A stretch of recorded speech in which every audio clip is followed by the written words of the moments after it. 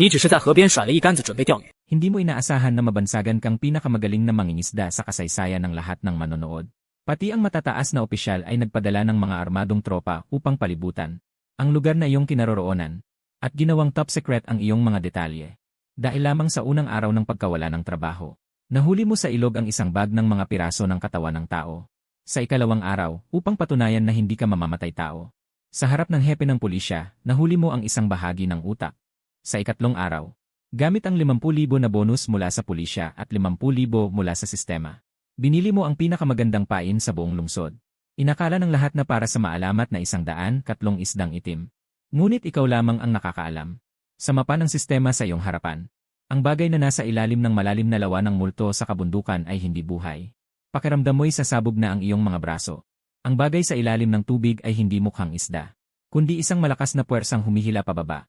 Gamit ang iyong pamingwit na nagkakahalaga ng 2,888 pesos, mariin mong nilabanan. Ikaw, bigla kang sumigaw ng malakas. Gamit ang lakas ng bewang, yumuko ka pabalik. Agad na naging sobrang kurbada ang pamingwit. Nagawa mong pigilan ito ng may tibay. Sumunod, nagsimulang kumulo ang tubig. Maraming bula ang lumabas. Biglang umabot sa 1,000 ang mga manonood sa livestream. Puno ng biglang komento ang chat. Hindi ito isda. Diyos ko, host, baka naman nahuli mo ang mata ng dragon. Pinaningkitan mo ang iyong mga ngipin. Lumitaw ang mga ugat sa iyong noo. Matamang nakatingin ka sa mapa ng sistema. Ang pulang tuldok ay dahan-dahang lumalapit sa tabing ilog. Ano kaya itong bagay na ito? Nanginginig ang iyong mga braso sa pagod. Ngunit dumating ang tapang. Kahit ano pa ito, ngayon ay dapat ko itong hilahin pataas.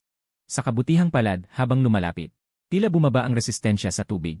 Sa wakas, matapos ang kalahating oras na pagtatalo, biglang pumutok ang tubig. Sa tulong ng mahinang ilaw sa ulo, ikaw at ang libu-libong manonood ay sabay na nakakita. Hindi ito ulo ng isda. Hindi rin ito anino ng halimaw sa tubig, kundi isang kulay abo. May kislap ng metal. Pakpak ng eroplano. Tama, pakpak nga ito. Kasunod ay isang makinis na bagay na mahigit 1 metro ang haba. Unti-unting lumilitaw sa ibabaw ng tubig. Ang itsura ay para talagang maliit na fighter jet. Napatulala ka. Ang eroplanong nasa mapa ng sistema. Akala mo ay basurang eroplano noong ikalawang digmaang pandaigdig. Pero ang bagay na ito sa harap mo ay may kumpleto at malinaw na pintura. Hindi pa ito matagal na nakababad. Biglang nagkagulo ang live stream. Grabe, eroplano yan, host. Nakakuha ka ng AK, pare. Parang military drone ito. Ang galing mo naman, host. Nahihirapan kang hakutin ito. Bago mo tuluyang nahila sa pampang ang mabigat na bagay na ito. Umupo ka sa lupa. Huminga ng malalim at mabigat. Inabot ka ng 5 minuto bago makapagpahinga. Saka ka lumapit para suriin ito ng mabuti. Tulad ng inaasahan, may mga bakas ng banggaan ang pakpak ng eroplano. Malamang nasira ito matapos bumangga at nahulog sa lawa. Ngunit sa ilalim ng drone, may nakakabit na itim na engineering plastic box. May waterproof seal ang kahon. Sa sandaling iyon, biglang tumunog ang sistema. Tapos na ang misyon, matagumpay. Inspeksyon ng bagay na nahatak. Malaking modified smuggling drone, halaga assessment, deep red, napakataas ng smuggled na halaga. Kinabahan ka. Tinitigan mong mabuti ang itim na kahon. Ang live stream ay baliw na. Ang mga komento ay nag-udyok sa iyong buksan ito. Buksan mo na. Ang yaman ay nasa panganib. Huwag. Script ba ito? Nakatali na raw yan dati. Lumunok ka ng laway. Kung smuggled ito, tiyak na may bawal na gamot sa loob. Kahit na gusto mo ng pera. May konti ka pang konsensya, isang matinding labanan sa isip. Sa wakas, nagpasya ka. Humarap ka sa kamera at mumiti ng mas masakit pa sa iyak. Mga kaibigan, sa tingin ko, kailangan pa rin nating magtiwala sa mga pulis. Pagkasabi niya, binaling mong kunin ang iyong telepono. Tinawagan mo ang numerong nakaukit na sa iyong WhatsApp. Hindi ba sinabi ni Old Chang na kung may aberya, tawagan siya anumang oras? Samantala, si Zhang Guodong, pinuno ng Criminal Investigation Brigade ng Jiangling, ay magpapaidlip lang sa opisina. Biglang tumunog ang kanyang telepono. Kinuha niya ito at tiningnan kung sino ang tumatawag. 2 beses na kumibot ang kanyang talukap. Si Lu Chen, yung laging nakakakuha ng bangkay. Ano na naman kaya ang problema nito? Kinabahan si Zhang Guodong. Maingat niyang sinagot ang tawag. Uy, huwag mong sabihin di. May bangkay ka na namang nahuli. Ang kabilang linya ay nagsalita ng walang magawa. Kapitan Zhang, walang patay sa pagkakataong ito. Seryoso, hindi kita niloloko. Halatang nakahina ng maluwag si Zhang Guodong. Ngunit agad siyang nagtanong muli. Mabuti naman kung walang patay. Ano yung problema? Hindi ka naman nakipag-away, di ba? Tumigil ka saglit. Tiningnan mo ang malaking bagay sa tabi ng iyong paa. Hirap na sambit mo. Kasi para bang nakahuli ako ng eroplano. Ano raw? Agad na nag-alinlangan si Zhang Guodong kung tama ba ang kanyang narinig. Tinaasan niya ang kanyang boses. Eroplano, saan mo yan nahuli? Sa paliparan? Sa kanal ba sa tabi? Agad kang nagpaliwanag. Hindi sa demonyong ilog. At may malaking kahon na nakasabit sa tiyan ng eroplanong ito. Sa tingin ko, hindi ito ordinaryong eroplano. Kaya't simple mong isinalaysay ang pangyayari. Kasama na ang tungkol sa iyong live stream. Pagkatapos mong sabihin, si Zhang Guodong sa kabilang linya ay biglang tumayo mula sa kanyang higaan. Demonyong ilog, timog kanlurang bundok. Live stream ni. Ang kanyang profesional na intuition ay agad na nagsabi sa kanya na may mali. Iyon ay isang blind spot ng pagmamanman ng pulisya. Bigla siyang sumigaw sa telepono. Huwag mong galawin ang kahon na yan. Tumayo ka lang dyan at huwag gumalaw. Patayin mo iyang live stream mo. Dadalhin ko agad ang mga tao. Pagkatapos ng 40 minuto, pumutok ang matalas na tunog ng sirenang sumisira sa katahimikan ng lambak. Dahil mahirap ang daan sa bundok, si Zhang Guodong ay dala ang ilang mga pulis na tumakbo ng todo. Ngunit nang makita nila sa mabatong dalampasigan, ang kulay abong drone na may pakpak na mahigit 1 metro. Lahat sila ay napabuntong hininga. Ang sosyal. Grabe. Umikot si Zhang Guodong sa drone. Biglang naging seryoso ang kanyang mukha. Bilang isang mahilig sa drone, isang tingin lang ay alam na niyang ito ay binagong E8 series industrial drone. Espesyal na idinisenyo para sa mabigat na long-distance flight. Mga kasamahan mula sa technical department, agad na lumapit at maingat na sinuri ang itim na container box. Matapos tiyaking walang explosive device, sa kanya pinutol ang mga selyo. Biglang binuksan ang takip ng box. Sa sandaling iyon, ilang gintong sinag sa ilalim ng liwanag ng flashlight. Sumakit ang mga mata ng lahat. Na-curious ka at iniunat ang lid. Ngunit si Xiaoli mula sa technical department ay umiling. Kumuha ng isang makintab na gintong circuit board. Mas mahal pa sa ginto. Ito ay high-end chips na kinokontrol sa merkado ngayon. Ang isang box na ito ay nagkakahalaga ng hindi bababa sa milyon-milyon. Pagkatapos ay matatag niyang binigkas ang 2 salita. Smuggling.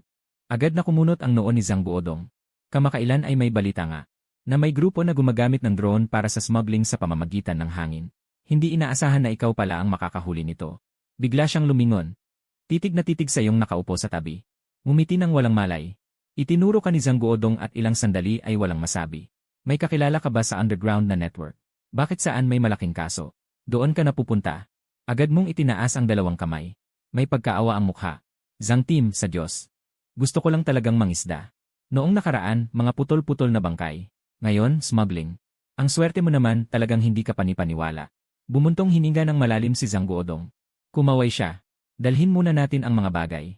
Lu Chen, sasama ka rin sa amin. Para magbigay ng salaysay. Sanay mong tiniklop ang pamingwit at ibinigay kay Kapitan Zhang. Pwede bang maupo ako sa harap ngayon?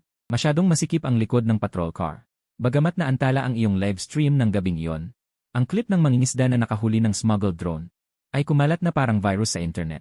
Kinabukasan ng tanghali, lumabas ka na naman ng himpilan ng pulisya.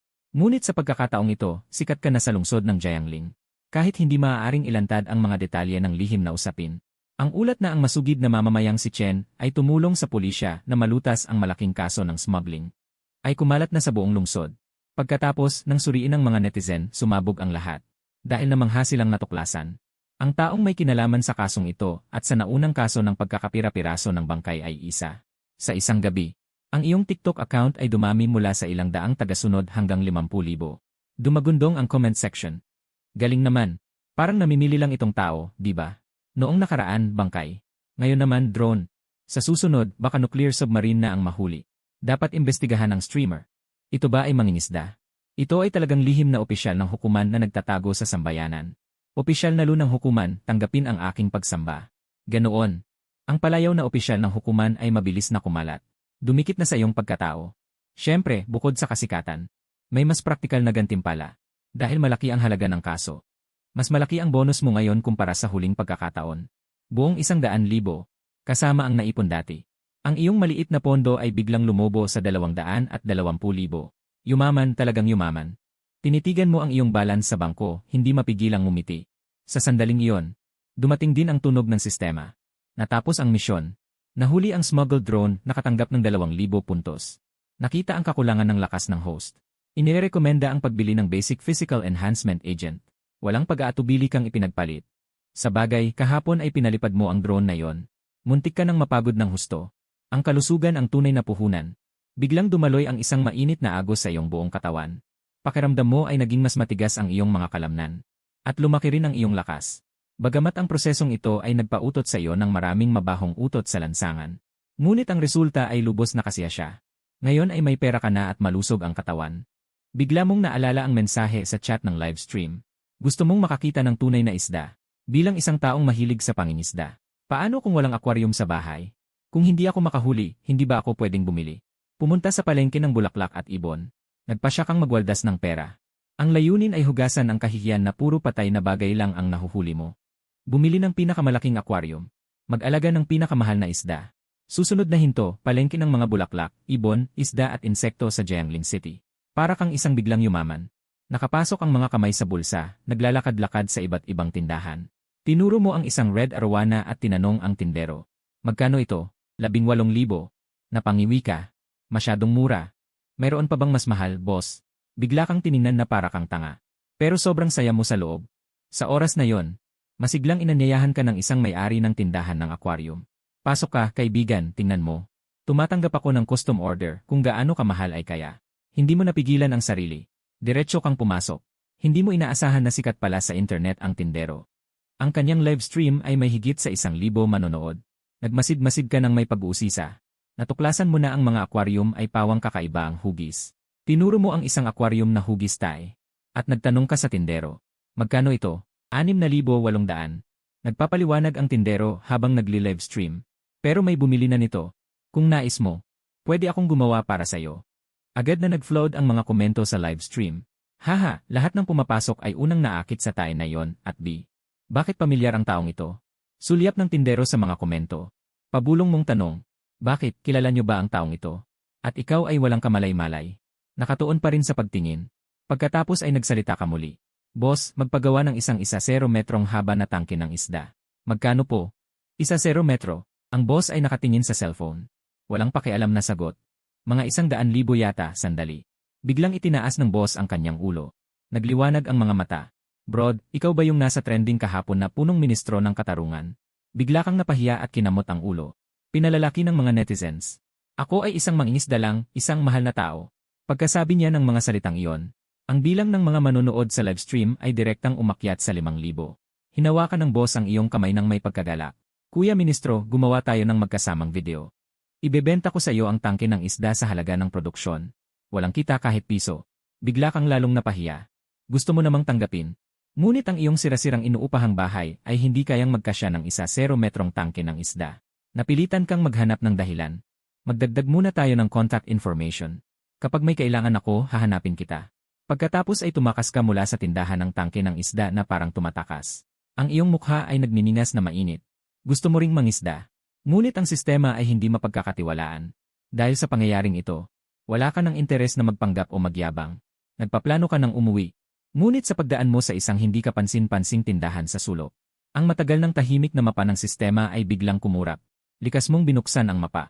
Makikita na sa iyong kaliwang bahagi, wala pang 2 metro ang layo. Maliwanag na lumitaw ang isang ilaw na tuldok. Ngunit sa pagkakataong ito ay hindi pula, kundi isang gintong tuldok na hindi pa nakikita. Ang mga ginto at pulang tuldok ay kumakatawan sa hindi mabayarang halaga.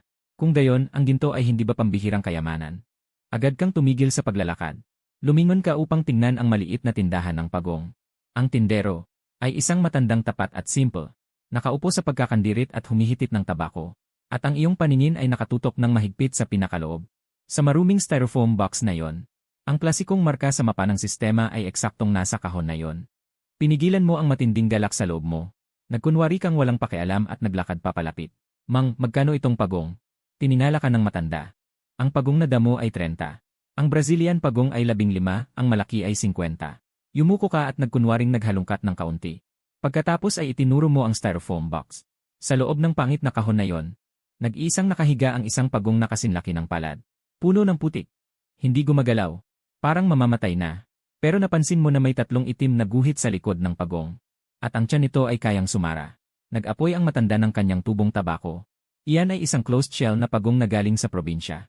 Kung talagang gusto mo, bigyan mo ako ng 500 at kunin mo. Ang ginintuang tuldok na minarkahan ng sistema ay nagkakahalaga ng 500. Ito ay tiyak na isang malaking tsamba. Nag-umapaw ang galak sa iyong puso. Pero sa mukha mo, nagkunwari kang nandidiri. 500? Mang, ninakawan mo ba ako ng pera? Tingnan mo, mamamatay na itong pagong. Hoy, mahaba pa ang buhay ng pagong na ito. Hindi ka nakinig. Diretso mong ibinaba ang presyo sa 50. Inalok mo ito ng 50. Sabi mo kung mamatay, gagawin na lang dekorasyon. Pero sinabi ng matanda, matigas ang shell ng pagong na ito, hindi siya papayag. Pagkatapos ng matinding paghilat-paghatak, sa huli, nakuha ito sa 120. Nag-scan ka at nagbayad. Dala ang itim na plastic bag. Pinigilan ang matinding galak sa loob. At para maipakita kung gaano kahalaga ang tsamba na ito, humanap ka ng sulok na walang tao. Dahan-dahan mong binuksan. Lev, mga kapatid. Nag-start na ulit ako ng Lev. Iniharap mo ang maduming pagong sa harap ng kamera. Kumuha ka ng mineral water at hinugasan ang putik sa katawan nito. Ipapakita ko sa inyo ang magandang bagay. Kakakuha lang ng 120. Habang umaagos ang maduming tubig, lumitaw ang orihinal na malalim na berde ng pagong. 3 itim na linya sa likod ay kitang-kita. Habang ang live stream ay nagkukwentuhan patungkol sa biro ng Ministro ng Katarungan. Biglang may isang nakabold na bullet na dumaan. Teka, streamer, huwag kang gumalaw. Ilapit mo ang kamera. Tingnan mo ang ulo niya. At ang kanyang tiyan na shell. Ay naku! Mukhang hindi ito ordinaryong pagong na may saradong shell ah. Kasunod nito, isang account na naka-verify bilang Wildlife Protection Association. Nang volunteer ay nagkomento. Streamer, nasangkot ka sa gulo. Kung hindi ako nagkakamali, ito ay isang ligaw na golden coin turtle. May ilang dekada na ito. Ang bagay na ito ay isa ng pambansang pangalawang antas na protektadong hayop. Ang halaga ng ligaw na ito ay nagsisimula sa 6 na digit. Ang iyong kamay ay biglang nanginig. Muntik mong ihagis ang pagong sa lupa. 6 na digit, protektadong hayop, tiningnan mo ang mainit na patatas sa iyong kamay. Biglang sumabog ang live stream. Ang galing ng Ministro ng Katarungan, nangisda ng bangkay. Naglalakbay at bumili ng matandang pagong. 120 pambili ng pangalawang antas na protektadong hayop. Ang sentensyang ito ay may pag-asa. Tumingin ka sa screen na puno ng surrender at malamig na pawis. Ay dumaloy pababa sa noo mo. Kahit nasakim ka sa pera. Pero ikaw ay isang masunurin na mamamayan. Ito ay aabot sa pagpasok sa bilangguan at manahin ng makina, nakakainis na sistema. Ang gintong tuldok ay nangangahulugang gintong pulseras. Sa susunod na segundo, pinilit mong gumawa ng isang desisyong labag sa iyong mga ninuno. Inilabas mo ang iyong cellphone. Mahusay na tinawagan si Zhang Guodong. Mula sa kabilang linya, narinig ang galit na boses ni Zhang Guodong. Ang background ay puro tunog ng mahjong. Sino yan? Hindi mo ba alam na nakalive ako ngayon? Magkakabunot ako para sa kong. Huwag kang maingay. Mahina mong sinabi. Kapitan Zhang, ako ito, si Xiaolu. Biglang natahimik ang kabilang linya. Pagkatapos ng 3 segundo, narinig ang nagwawala na sigaw ni Zhang Guodong. Lu Chen, ikaw ba ang aking sumpa? Isang araw lang ako nag-live sa 1 buwan, puta. Ano na naman? Ano na naman ang nahuli mo? Carrier ba? Mabilis kang nagpaliwanag. Hindi ito huli. Binili ko ito. Bakit ako ang nilapitan mo kung binili? Para sa reklamo sa consumer, tumawag sa 12,315. Mas humina ang boses mo. Hindi, bumili ako ng pagong sa palengke ng bulaklak at ibon. Sabi ng mga netizen, ito ay pambansang level 2 na protektadong hayop. Mula sa kabilang linya, narinig ang tunog ng pagmuya ng ngipin.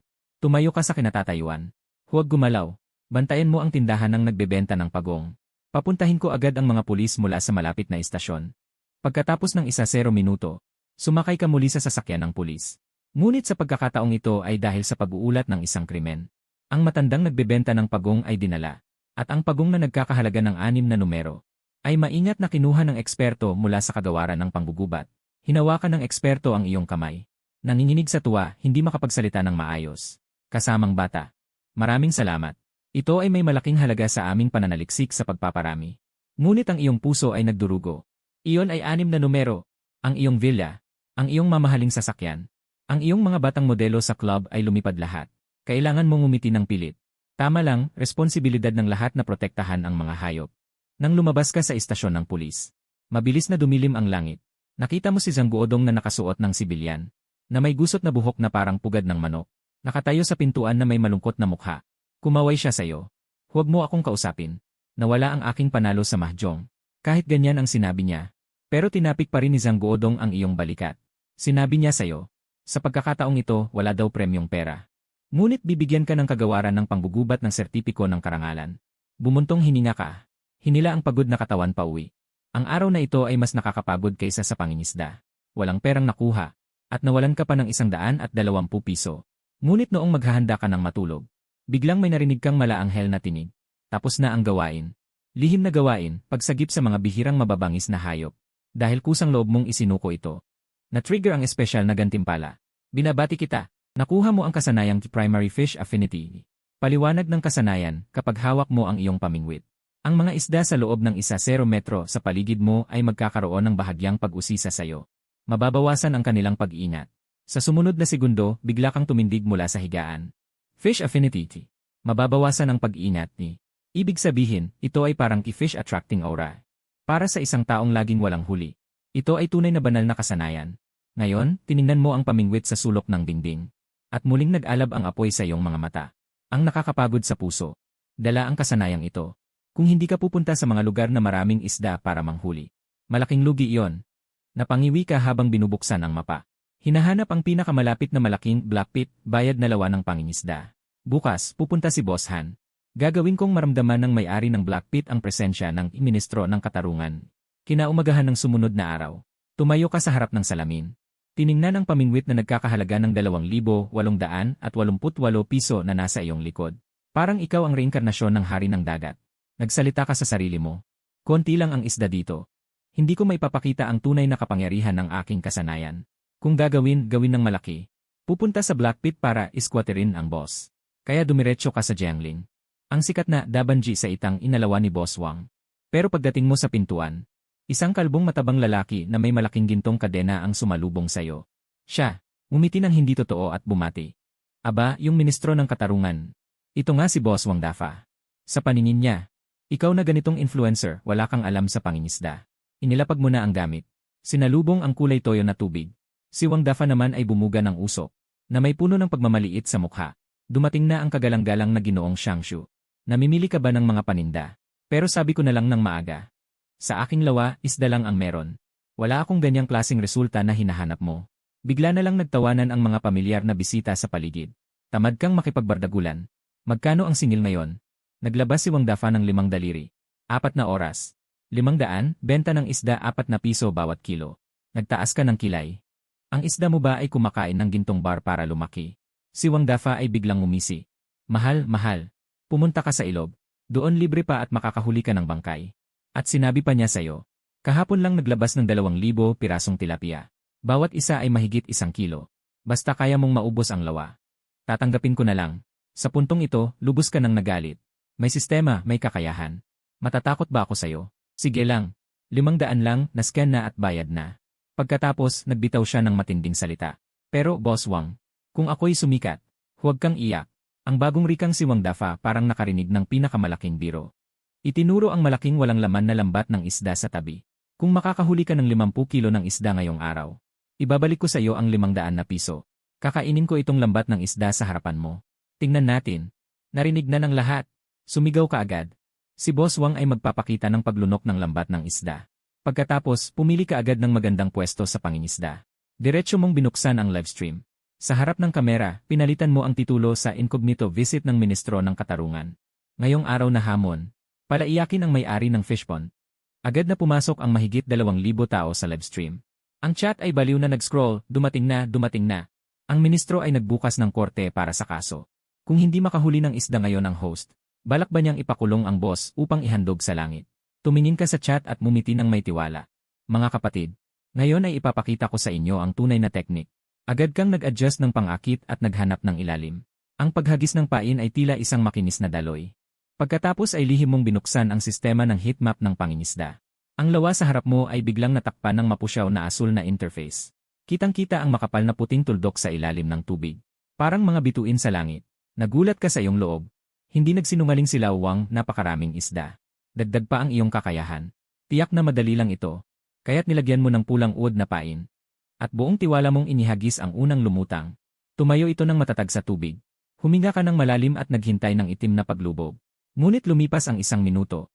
5 minuto, kalahating oras ang lumipas. Ang lumutang ay parang isang karayom na nakabaon sa dagat. Hindi gumagalaw kahit isang saglit. Hindi dapat ganito. Kumunot ang iyong noo. Halatang puno ng isda ang painan. Pero ayaw nilang kumagat. Samantala, si Wang Dafa na nakaupo sa silid ng bantay ay ngumiti ng malamig. Tanga, kahapon lang ako nagtapon ng kalahating toneladang kemikal na pampatay ng isda.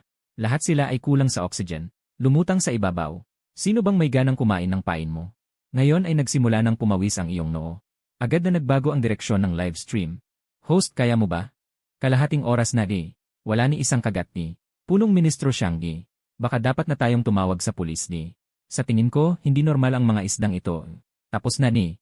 Ang 500 na piso ay masasayang ni. Nasagip ang lambat ng amoy.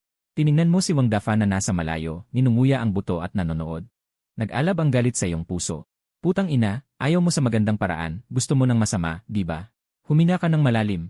Tahimik na nagdasal sa iyong puso. System, buksan ang lahat ng kasanayan. Primary fish affinity, gumalaw ka na Sa sandaling gumalaw ang iyong isip. Isang di nakikitang alon ang agad na kumalat sa ilalim ng tubig. Sa susunod na segundo, isang mahiwagang pangyayari ang naganap. Ang mga tamad na puting tuldok sa mapa ng init. Parang pusang naamoy ang catnip na biglang naging balisa. Sabay-sabay silang sumugod patungo sa iyong pinagtataguan. Biglang naging magulo ang ibabaw ng tubig. Nagliwanag ang iyong mga mata. Hinawakan mong mahigpit ang iyong pamingwit. Mga kapatid, panoorin niyo, pumasok na ang mga isda sa pugad.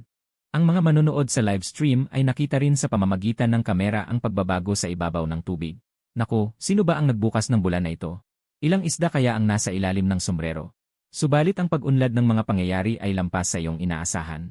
Dumating na ang isda. At napakarami ang dumating. Makikita mo na parang kumukulo ang tubig sa harap mo.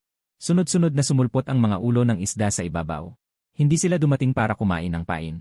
Para silang mga masugid na tagahanga. Pilit na kumakapit sa iyong balsa. Bumangga sa iyong pamingwit. May mga isda pa na direktang tumatalon. Sinusubukang sumugod patungo sa pampang. Splat! Isang malaking tilapia na mahigit 1 kilo. Tumalon diretsyo sa tabi ng iyong paa. Sa putik siya'y nagpupumiglas ng husto. Ang mga mata ay nakatitig ng mahigpit sa iyo. Parang sumisigaw ng tikuya, mahal kita. Nagulat ka. Sumabog din ang live stream. Ano bang mahiwagang gawain ito? Isang streamer na sinasamba ng libu-libong isda. Nagbuhos ka ba ng kung ano sa tubig? Sa kabilang dako, nahulog sa takot ang binibini ni Wang Dafa. Ilang taon na siyang nagpapatakbo ng Black Pit. Hindi pa siya nakakita ng isda. Nakusang tumatalon sa pampang. May kakaiba sa lalaking ito. Biglang nagbago ang kulay ng mukha ni Wang Dafa. Sa oras na ito, wala kang kasiyahan. Sa halip, pinagpapawisan ka ng malamig. Dahil kahit pinalibutan ka ng mga isda, hindi naman sila kumakagat sa pamingwit. Ang float ay binabangga ng mga isda kung saan-saan. Maging nakahiga pa sa ibabaw ng tubig. Hindi mo makita kung saan papunta ang float. Sinubukan mong ihagis at tusukin. Ang resulta, isang kaliskis lang ang nahuli mo. Muling ihagis, isa na namang kaliskis. Ang mga isdang ito ay parang mga loko. Paikot-ikot sa kawit. Ginagamit ang kanilang katawan para kuskusin ang pamingwit ng husto. Wala talagang ibinubuka. Mga matatanda, kain na kayo. Ano naman ang silbi ng pagsandig-sandig lang? Gustong-gusto mo nang magmura, hindi naman nakalagay sa deskripsyon ng kasanayan na gagawin silang mga sunod-sunuran. Sa harap mo, may pormang nakakatakot na ipo-ipong isda. Daan-daang libong isda ang nagkakasiksikan. Maging ang tubig ay tumaas ng ilang sentimetro dahil sa dami. Sa gitna ng iyong pagkagulo, biglang napansin ng iyong paningin ang kakaiba sa mapa ng sistema. Sa mga siksik na puting tuldok. Sa ilalim mismo ng putik, biglang may kumislap na pamilyar na tuldok. Hindi puti, hindi ginto, kundi ang nakakabahalang malalim na madilim na pula. At sa paligid ng pulang tuldok ay may kumakalat na mga bilog na liwanag. Hinahagkan ng iyong puso. Biglang may isang pintig na nawala. Pulang tuldok na naman. Alam ko na talagang hindi ako hahayaan ng sistemang ito na mangisda ng payapa. Tiningnan mo ang posisyon ng pulang tuldok, nasa ilalim mismo ng iyong pain. 2 metro ang lalim sa ilalim ng tubig. Sa oras na ito, ang mga isda ay baliw na sumisiksik sa ibabaw. Kaya naman naiwang walang laman ang espasyo sa ilalim. Ang pulang tuldok na iyon ay lalong nakakasilaw. Babala, natukoy ang uri ng mapanganib na pinagmumulan ng panghihimasok. Sapat na ang pahiwatig ng illegal na electronic device system. Bigla mong pinikit ang iyong mga mata. Kasama ang kanina'y gusto ng mga isda na kumain ngunit hindi kumakain. Kakaibang reaksyon na hindi nangangahas lumubog sa ilalim. Marahil ay may nahulaan ka. Ginoong Wang. Bigla kang lumingon at sumigaw kay Wang Dafa na nasa malayo. May problema ba ang mga isda mo? Bakit hindi sila lumulubog sa ilalim? Si Wang Dafa ay nasa likuran mo na ngayon. Umiwas ng tingin. Matigas ang leg na sinabi. Mainit ang panahon. Mababa ang pressure ng hangin. Normal lang na lumutang ang isda. Ikaw naman ang walang tamang teknik. Mababa ang pressure ng hangin. Napangisi ka ng malamig. Nagsimula nang magsuri ang mga kaibigan sa livestream na may mali. 1,005 ang pressure ng atmosfera ngayon. Tamang-tama para sa pangingisda. At tingnan mo, nanginginig ang mga isda. Parang nasa sakit sila. May kakaiba sa hukay na ito. Tumingin ka kay Wang Dafa na parang may konsensya. At tiningnan mo ang malalim na pulang tuldok sa ilalim ng tubig. Isang matapang na ideya ang nabuo sa iyong isipan. Dahil hindi ko sila mahuli sa tamang paraan. Kukunin ko na lang ang pinakamahalagang bagay sa hukay na ito. Mga kapatid, tumingin ka sa lens. Nagkaroon ng makahulugang ngiti ang iyong mukha. Dahil sinabi ni Boss Wang na hindi ako magaling. Magbabago ako ng paraan. Sabay, sa harap ng lahat, pinalitan mo ang iyong linya. Pinutol mo ang 0.8 na sublinya. Pinalitan mo ito ng makapal na 5.0 na linya na parang sintas ng sapatos. Inalis mo ang hook na parang manggas. Pinalitan mo ito ng isang triple hook na matalas parang kuko ng agila. Pinanood ni Wang Dafa ang eksenang ito. Nanginginig ang kanyang talukap. Anong ginagawa mo? Iyan ay isang triple hook. Bawal ang triple hook sa Black Pit. Hindi ko sinabing mangisda ako. Tumayo ka at iniunat ang iyong balikat. Tinitigan mo ng mabuti ang pulang tuldok sa ilalim. Parang may nakita akong malaking bagay. Boss Wang. Hindi ba sinabi mo na kaya kong patuyuin ang hukay, tatanggapin mo? Kung hindi mo kaya, manood ka. Sabay sigaw mo ng malakas. Dalawang kamay ang humawak sa pamingwit. Parang naghahagis ng granada. Bigla mong hinampas ang anchor hook pababa. Lumubog ang anchor hook kasama ang lead weight sa pamamagitan ng makapal na isda. Dumiretso ito sa ilalim ng tubig. Hindi ka nagmadaling itaas ang pamingwit. Sa halip, ginabayan ng mapa ng sistema. Dahan-dahan mong hinila ang dulo ng pamingwit. Biglang may naramdaman kang matigas na bagay. Ngayon na. Sigaw mo ng malakas. Nagising ang mga natutulog na mangingisda sa paligid. Nakita nila na nakatayo ka na magkahiwalay ang mga paa. Dalawang kamay mong mahigpit na hinawakan ang baluktot na alon dragon. Bigla mo itong itinaas. Kung ang dating pagsalo ay parang pagtugtog ng airhook, ngayon ito ay parang pagpalo ng bulak. Ang nakakapagpangil na tunog ng tubig ay umalingaw-ngaw sa buong lugar. Ang bagay sa ilalim ay napakabigat. Agad na umalingaw-ngaw sa buong palaisdaan ang nakakagiling na tunog ng paghati ng tubig. Napakabigat ng bagay sa ilalim. Mukhang may putik pa. Hindi mo lamang ito naiangat sa ibabaw. Bagkus ay nahila ka papasulong na may pagkatisod. Nakaangkla na. Talagang nakaangkla na. Si Wang Dafa ay agad na tumatalon at sumisigaw. Ngunit nakahina ng maluwag sa loob. Luchen, sinasabi ko sa'yo. Kung nakaangkla at maputol ang linya, hindi ako mananagot sa bayad. Gayunpaman, ang mga komento sa livestream ay mabilis na dumadagsa. Luchen, ang post mo ba ay naghihila ng lubid? Hindi, tingnan nyo. Gumagalaw pa ang dulo ng pamingwit. Iyan ay buhay. Tinitigan mong mabuti ang pangingisda. Napansin mong totoo ngang gumagalaw ito. Ngunit hindi iyan ang pagtakas ng isda. Ito ay isang mataas na dalas at banayad na panginginig. Parang may electric motor sa ilalim ng tubig na nag-vibrate ng husto. Umakyat ka na sa akin. Bigla mong pinagdikit ang iyong mga ngipin. Nag-init ang mga ugat sa iyong noo. Ang pinatibay na katawan ay biglang naglabas ng kahanga-hangang lakas. Ngunit hindi ka nagpadalos-dalos. Sa halip, ginamit mo ang lakas ng pamingwit upang unti-unting umakyat. Sa susunod na segundo, may tunog na splash, kasabay ng pag-agos ng maulap na tubig. Isang malaking itim na bagay. Sa wakas, nakuha mo ito mula sa ilalim ng tubig. Ngunit hindi iyon isda. Ito ay isang kahon na parang itim na speaker. At may mahabang waterproof cable na nakakabit dito. Diretso sa management room sa kabilang dulo ng lawa. Nang lumitaw ito sa tubig, agad narinig ang nakakainis na tunog ng kuryente at mataas na dalas na paghiging. Naging malinaw na ito. Nang marinig ito ng mga tao sa pampang, sumakit ang kanilang mga tainga. Nasira ang kanilang kalooban. Mas nakakatakot. Ang mga isdang nakapaligid sa iyo. Nang lumitaw ang bagay na ito, tulad ng labis na takot, bigla silang nagkalat. Ang ilan ay pumutok pa ang tiyan. Tahimik ang buong lugar. Lahat ng mangingisda ay nakatitig sa iyo. Ang itim na kahon na nakataas sa hangin. Isang matandang mangingisda ang nagtanggal ng kanyang salamin. Nanginginig na tanong. Ano ito? Natawa siya ng malamig. Inihagis ang mabigat na kahon, na may kalabog sa paanan ni Boss Wang Dafa. Ang kahon ay nanginginig pa. Ang ilaw ay kumikislap na may nakakatakot na pulang liwanag. Ipinilig mo ang masakit mong pulso. Malamig ang iyong mga mata. Boss Wang, ipaliwanag mo sa lahat. Ito ang sinabi mong mababang presyon ng hangin. Ito ang sinabi mong hindi magandang teknik. Biglang namutla si Wang Dafa, tumulo ang malamig na pawis. Dumaloy pababa sa kanyang makinis na noo. Gusto niyang hilahin ang kable ng kuryente. Ngunit tinapakan mo ito ng mahigpit. Huwag gumalaw. Pagkatapos ay kinuha mo ang iyong telepono. Itinuon mo ang kamera sa kahon. Mga kapatid, ito ang saksi. Kung hindi ako nagkakamali, ang tawag dito ay high-frequency sound wave fish repeller. Karaniwang tinatawag na net of extinction.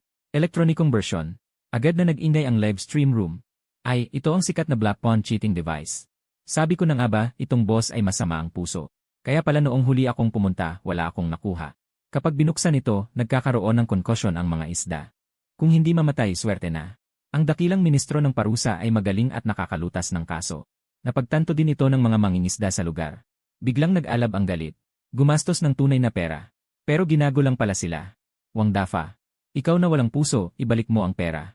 Gumastos ako ng 800 noong nakaraan. Ikaw pala ang may gawa. 11 galit na mangingisda ang may dalang mga lambat at tripod. Pinalibutan nila si Wang Dafa.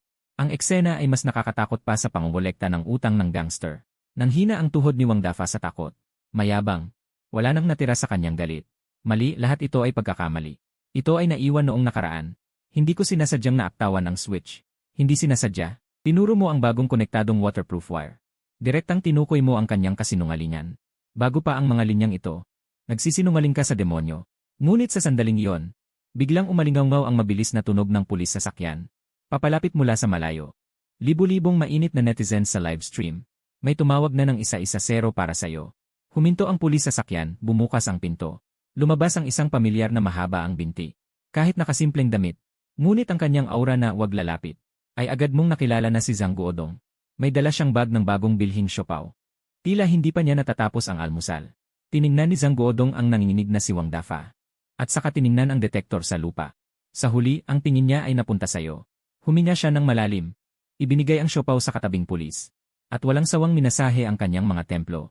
Sabi ni Lu Chen, tumayo ka agad ng tuwid. Itinuro ni Zhang Guodong ang makina na umaalog pa. Puno ng pagkabigo ang mukha. May tracker ka ba na nakakabit sa akin? Kakasimula ko palang kumain ng almusal. Ginawa mo na naman akong abala. Kapitan Zhang, sa langit sumasaksi. Tinuro mo ang lugar na yon, may pagkaawa ang mukha. Totoo, gusto ko lang mangisda ngayon. Naghanda na ako ng lambat. Sino bang mag-akala, isang hagis lang, ito na naman ang nahuli. Ang boss na ito ay sangkot sa panloloko. Parang tinulungan ko na rin ang bayan. Si Zhang Guodong, nakatingin sa dayang maingay pa. Napatawa na lang siya sa inis. Iwinagayway niya ang kamay, sige na. Dalhin muna ang tao pabalik. Ay seal ang mga bagay. Nagwagayway si Zhang Guodong ng kanyang kamay. Agad na lumapit ang ilang pulis at hinawakan si Wang Dafa. Ngunit sa oras na isakay na si Wang Dafa sa police car, bigla siyang sumigaw sa'yo. Hindi ako pumayag. Yan ay kawit na may balahibo. Hindi iyon may tuturing na huli. Ngunit nagkibit balikat ka lang. At gumawa ka ng pagniwi sa live stream camera. Kahit pa balahibo na kawit, basta nahuli mo ay husay yan. Biglang nag-etyo ang live room sa tuwa. Puno ng screen ang makapangyarihan ang ministro ng katarungan. Matapos ang paghawak sa pinangyarihan, lumapit sa iyo si Zhang Guodong. Binigyan ka ng sigarilyo. Galing 2 araw kang nawala. Ang scope ng trabaho mo ay lumawak mula sa kriminal na kaso hanggang sa economic crime. Tinanggap mo ang sigarilyo. Ngumiti ka ng mapait habang tumitingin sa walang laman na fishkeeper. Kapitan Zhang, sobra naman ang papurin nyo. Sa totoo lang, mas gugustuhin ko na yon ay isang malaking carp. Tingnan mo, wala akong nahuli. Ngunit biglang itinuro ni Zhang Guodong ang tabi ng lawa. May nakita silang isang tangang grass carp. Dahil sa sobrang kakulangan ng oxygen, diretso itong lumutang na may puting tiyan sa tabi. Hindi ba yon isang isda? Pabirong sabi ni Zhang Guodong. Tumingin ka sa isdang halos patay na. Pagkatapos, nag-pop up ang notification sa sistema mo. Natapos ang misyon. Tinanggal ang mapaminsalang interference sa tubig. Gantimpala, 500 puntos.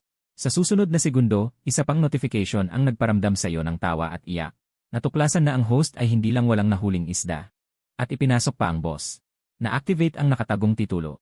Itim na lawa na kinatatakutan ng mga multo. Bumuntong hininga ka ng malalim. Bigla mong sinipa pabalik sa tubig ang grass carp na may puting tiyan. Hindi ito itinuturing na gawa ng mangingisda. Ang pinulot ay hindi maituturing na nahuli. Kapitan Zhang, pahiram ng apoy. Sa gitna ng usok, tumingin ka sa sinaradong lawa ng pangingisda. Ang iyong mga mata ay lubos na matatag. Sa susunod ay tiyak na makakahuli ako. Habang nagmamadaling umalis ang mga patrol, ang buong lawa ay nagulo ng husto. Sa pagkakataong ito, hindi mo na kailangan pang magbigay ng pahayag.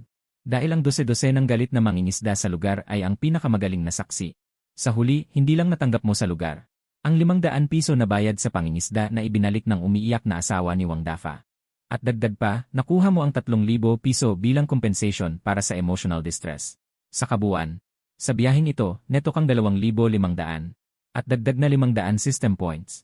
Dala mo ang walang laman na fishkeeper. Biglang pumasok sa isip mo ang isang katawa-tawang ideya. Mukhang mas kumikita ang negosyong ito kaysa sa tamang pangingisda. Ngunit mabilis mong pinagpag ang iyong ulo. Ipagpag ang mapanganib na ideyang ito. Ako ay isang mangingisda, hindi isang mangangaso ng bounty. Huwag kalimutan ang orihinal na hangarin. Gayunpaman, wala kang ideya. Sa komunidad ng pangingisda ng lungsod Jiangling, lubos ka nang naging alamat. Nang gabing iyon, isang litrato sa iba't ibang grupo ng mangingisda ng lungsod Jiangling. Kumalat ng husto sa mga grupo ng may-ari ng Black Pit. Sa litrato, hawak mo ang isang pamingwit. Nakatapak sa isang fish controller. Ang background ay isang sasakyan ng pulisya na may kumikislap na pula at asul na ilaw. Ang caption ay may isang linya lamang na teksto. Ngunit bawat salita ay tumatagos sa puso. Alarma ng unang antas. Ang taong ito ay nagngangalang Lu Chen. Palayaw ay ministro ng katarungan. Multo ng Black Pit na nagdadala ng kalungkutan. Saan man siya pumunta, may pagpatay. O ang may-ari ay napupunta sa kulungan. Lahat ng may-ari ng palaisdaan, mag-ingat sa sunog, pagnanakaw, at kay Lucien. Kinaumagahan. Hindi ka natalo ng tinatawag na malas. May hawak na pera ng kompensasyon. Sa tingin mo ay kaya mo na muli. Hindi regular ang palaisdaan ni Old Wang. Pagkatapos ay pupunta ako sa isang regular. Hindi ako naniniwala. Lahat ng may-ari ng Black Pit sa Jiangling ay gumagamit kay Eugene. Muling nagtipon. Muling nag-impake ng kagamitan, sumakay ng taxi diretsyo sa masayang hardin ng pangingisda sa silangan ng lungsod. Gayunpaman, kararating mo lang sa pinto. Wala pang oras para mag-scan ng code. Ang tiyuhin na gwardiya na naninigarilyo. Biglang lumaki ang mga mata na parang mga kampanang tanso. Sa susunod na segundo, parang nakakita siya ng multo. Lumingon at tumakbo ng mabilis patungo sa silid ng bayaran. Boss, tumakbo ng mabilis. Dumating na ang naghahatid sa libing. Puno ng mga tandang pananong ang mukha. Wala pang kalahating minuto. Isang boss na nasa katanghaliang gulang na pawis ang ulo ay sumugod palabas. May hawak pa siyang 2 pakete ng sigarilyong Zonghua sa kanyang kamay. Ay, hindi ba ito si Master Lu? Ang mukha ng boss ay puno ng ngiti na mas pangit kaysa sa pag-iyak.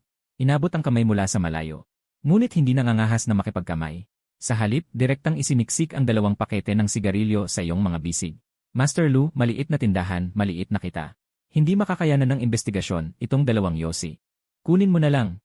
Ito ay abot ko sa'yo. Pakiusap, maging maluwag. Magpalit na lang ng video game machine. Lubusan kang naguluhan ang may-ari. Gusto ko lang naman mangisda. Hindi kita isusumbong. Huwag. Nang marinig ito ng may-ari, muntik ka na niyang pagbuhatan ng tuhod. Isang hagis mo ng pamingwit. Kung sakaling mahuli mo ang bangkay ng lolo ko sa tuhod, hindi ko rin kakayanin. Nabalita na sa grupo kanina. Sinumang tumanggap sa'yo ay kalaban ng buong industriya ng Black Pit sa Jiangling. Master Lu, bigyan mo kami ng paraan para mabuhay. Sa nakakatakot na tingin ng may-ari, bigla mong naunawaan. Ang iyong landas sa Black Pit ay tila tapos na. Nakatayo ka sa tabi ng kalsada, hawak ang 2 kahong sigarilyong Zonghua. Isang malaking kasalanan. Gusto ko lang naman talagang mangisda. Paano ako naging kaaway ng buong industriya? Hindi na ako makapasok sa Black Pit. Ang ilog naman ay puno ng malas. Halos hindi ka na makaiyak. Ibig bang sabihin ni langit ay pahamakin ako, ang walang huli? Ngunit sa sandaling iyon, biglang nag-vibrate ang iyong telepono. Ang matalik mong kaibigan na si Big Liu ay nagpadala ng WeChat. Narinig mo na ba, Big Liu? Ban ka na ng lahat ng Black Pit sa Jiangling. Nakatawa, patay na ako sa kakatawa. Galit ka, isang salita lang ang isinagot mo. Big Liu, huwag kang panghinaan ng loob. Kung hindi ka makapasok sa Black Pit, pwede ka namang pumunta sa reservoir. Maraming malalaking reservoir sa mga bayan sa ilalim ng ating syudad. Tulad ng Dragon King Reservoir. Ang mga isda sa Black Dragon Pond ay mas malalaki. At ligaw ang mga ito. Walang manggugulo sa iyo. Ang salitang reservoir ay nagpasiklab ng liwanag sa iyong mga mata. Tama, napakalawak ng reservoir. Walang may-ari na mamamahala. Pwede kang mangisda kahit paano mo gusto. Ngunit isang praktikal na problema ang biglang humarap sa iyo. Ang mga malalaking reservoir ay nasa mga bundok na malalim, ilang 10 o 100 kilometro ang layo. Tiningnan mo ang mabibigat na kagamitan sa tabi ng iyong mga paa. At naisip mo ang pamasahe na ₱100 pabalik-balik. Pati na rin ang mapang-asar na tingin ng driver. Bigla kang sumakit ang ulo. Kung gugustuhin mong gawin ng maayos ang iyong trabaho, kailangan mo munang patalasin ang iyong mga kagamitan. Bigla kang tumingin. Sa iyong card, may balansing 225,800. Isang ideya ang mabilis na lumago sa iyong isipan. Bumili ng kotse, dapat bumili ng kotse. Hindi lang bumili ng kotse. Kailangan mo ring bumili ng sasakyan na kayang magdala ng marami, mabilis, at kaya sa off-road, isang espesyal na sasakyan para sa mangingisda. Sa pag-isip na ito, inilagay mo ang 2 sigarilyong Zonghua sa ilalim ng iyong kilikili. Naging matatag ang iyong mga mata. Tangina ng Black Pit. Ako ay sasakop sa malalaking tubig. Simula ng expedition mode. Ganito, diretsyo kang pumunta sa Jiangling City Car City. Pumasok ka sa Great Wall Motors Apatla Store. Dala-dala ang malaking fishing bag sa iyong likod. At may dalang 2 sigarilyong Zonghua sa iyong kamay. Ang iyong pantalon ay may mga dilaw na putik sa iyong mga binti. Nagmamalaking pumasok sa malamig na showroom. Ilang salespeople ang nakakita sa iyong itsura. Lahat ay natigilan. Ang itsura mo ay parang ikaw ay nag-aayos ng imbornal. May maniniwala pa. Pero tuwid ang iyong likod. At nasa bulsa mo ang mahigit 200,000. Naglakad ka na parang may hangin. Dumiretso ang iyong tingin sa kulay kahel na tangke na nasa gitna ng showroom. 300 parisukat na disenyo. Retro na headlight. Magaspang na bumper. Ito ay talagang pangarap na sasakyan ng mangingisda. Umikot ka ng 2 beses sa sasakyan. Lalong nasiyahan sa tingin. Ngunit noong iginatong mo ang kamay sa pintura, may narinig kang isang mapanuyang tunog sa likod. Ginoo, pwede kang tumingin pero huwag hawakan ng kamay. Madaling mag-iwan ng fingerprint. Lumingon ka. Isang babaeng seles na may makapal na makeup ay nakatitig na puno ng pagkainit. Para bang may nakakahawang sakit ka. Kumunot ang noo mo. Parang papel ang sasakyang ito. Mahihiyang hawakan lang ay masisira. Napailing ang babaeng sales agent. Tahimik na bumulong. Ang mga manggagawa ngayon ay sobrang yabang. May daladalang lumang bag ngunit gusto magmaneho ng kotse na 20,000. Bagamat mahina ang boses. Dahil sa pinahusay na pandinig. Narinig mo ito. Palitan. Kung dati, tinitiis mo na lang. Pero ngayon, ikaw ang punong ministro ng katarungan. Hindi ka nagalit. Sa halip, kumuha ka ng 2 kahon ng sigarilyong Zonghua mula sa bulsa. At inihampas ito sa harap ng kotse. Ang malakas na tunog ay agad na nakakuha ng atensyon ng lahat. Mahinahon mong sinabi, tawagin niyo ang inyong manager. Natigilan ang babaeng sales agent. At mumisi ng malamig. Tawagin ang manager. Abala ang manager namin. Sinasabi kong tawagin niyo ang manager. Bigla mong pinalakas ang boses. Sumabog ang aura ng paghawak ng bangkay na noong una. Ang babaeng sales agent ay natakot at umatras ng kalahating hakbang. Nanginginig ang kanyang katawan. Sa sandaling iyon, isang lalaking may salamin ang nagmamadaling lumapit. Anong nangyayari, sabi niya. Ginoo, sabi niya. Ngunit isang lalaking may salamin ang mabilis na lumapit. Kahit na nagulat siya sa iyong itsura. Nanatili siyang may profesional na ngiti. Ginoo, may maitutulong ba ako sa inyo? Pero itinuro mo ang tank 300 sa harap. May available ba itong sasakyan? Opo, may isang unit ng Conqueror na available. Magkano? Full payment, mga 230,000 piso. Kung mag-order kayo ngayon. Pero pinutol mo siya. Wala nang satsat ni. Kinuha mo ang bank card at inilagay sa pagitan ng dalawa. Mabilis at malinis ang galaw. I swipe mo, full payment fee. Kukunin ko na ngayon ang sasakyan. I swipe ang card, buong bayad. Ngayon na kukunin ang sasakyan. Pagkasabi niya nito, bigla na lang natigilan ang manager. At ang babaeng sales agent sa tabi ay nanlaki ang mga mata. Para siyang manok na sinakal habang sumisigaw. Lumunok ng laway ang manager na puno ng cash. Sir, hindi po ba kayo mag-test drive? Hindi na kailangan. Basta kasya lang sa trunk ang bag ko. Tinapik mo. Ang malaking lalagyan ng fishing gear sa iyong likod. Ang iyong tono ay hindi na mapag-aalinlanganan. Pagkalipas ng 1-0 minuto, sa gitna ng pagsisising tingin ng babaeng sales agent, nakapirma na ang kontrata. Naswipe na ang card. Ang tunog ng matagumpay na pagbabayad ay para bang musika mula sa langit. Ang manager ay hindi mapigilang ngumiti. Siya mismo ang naghatid ng tsaa at tubig. Paulit-ulit na tinatawag kang Boss Louie. Pagkalipas ng kalahating oras, isang bagong kulay kahel na tank 300 ang inihatid sa harap ng showroom. Pero direkta mong tinanggihan ang pulang laso at bulaklak na inihanda ng manager. Bigla mong binuksan ang trunk. At saka, sa gitna ng gulat na tingin ng lahat, inilagay mo ang iyong fishing box na puno ng putik. Pati ang lambat na may amoy ng isda. Kasama ang fishing rod na nagkakahalaga ng 2,888 yuan. Isiniksik mo lahat sa loob ng bagong leather na sasakyan. Nanginginig ang mga labi ng manager sa sobrang pagkagulat. Boss Lou, gusto niyo po ba ng banig na ilalagay? Hindi na kailangan. Pinagpag mo ang alikabok sa iyong mga kamay. Napangiti ka ng malapad. Ito ang badge of honor ng isang sasakyan sa labanan. Ang sasakyang walang amoy ng isda. Matatawag ba yung off-road vehicle? Pagkasabi mo noon, binuksan mo ang pinto ng sasakyan. Umakyat ka sa driver's seat sa isang hakbang. Pumutok ang makina na may mababang ungol. Pinaandar mo ang sasakyan. Ang bagong sasakyan ay parang mabangis na halimaw na lumabas sa kulungan. Nag-iwan lang ng usok at mga taong tulala sa gulat. Pero sa sandaling iyon, ang sistema na matagal ng tahimik sa iyong isip ay muling naglabas ng isang tunog ng sdingdi. Natukoy na ang host ay may unang sasakyan. Ina-upgrade ang fishing heatmap system. Kumpleto na ang pag-upgrade. Binuksan ang expedition mode map access. Ang kasalukuyang scan radius ng mapa ay pinalawak sa 100 kilometro. Sa susunod na segundo, biglang lumawak ng libu-libong beses ang virtual na mapa sa harap mo. Ang dating madilim na katubigan ng mga karatigbayan at lungsod. Ngayon ay ganap na nailawan ang 100 kilometro. Kaya ang lahat ng reservoir ng lungsod ng Jiangling ay magiging aking kaharian. Puno ng kagalakan ng iyong puso. Pumadyak ka sa gas, nagsimula ng pumunta sa target. Reservoir ng Dragon King. Nagmamaneho ka ng bago mong sasakyan. Nasa oras ng rush hour. Medyo masikip ang daan palabas ng lungsod. Ngunit habang ikaw ay umiiling-iling sa musika, biglang may dumagundong na nakakabinging ingay ng makina mula sa kanan. Bumubulong. Ang ingay ay 10 beses na mas matindi kaysa sa iyong tank 300. Lumingon ka. Buenas. Isang itim na halimaw na mas mataas ng malaki kaysa sa iyong tangke. Dahan-dahang kumakaskas. Iyon ay isang mabigat na binagong Ford Raptor, 150. Itinaas ang chassis. Labis na gulong para sa putik. Ilaw sa bubong. At mayroon pang maliit na bangkang pangisdang nakatali sa likuran. Ang set na ito ay hindi bababa sa 1 milyon. Hindi maaaring magawa. Sa sandaling iyon, bumaba ang bintana ng Raptor. Isang lalaking may suot na salamin at dreadlocks. Ngumunguya ng chewing gum. Ang relos niyang Richard Mille ay kumikislap. Nauna siyang nakatitig ng walang ginagawa. Ngunit biglang tumigil ang kanyang tingin sa iyong mukha. Sumunod, bigla niyang tinanggal ang kanyang salamin. Mukha siyang nakakita ng multo.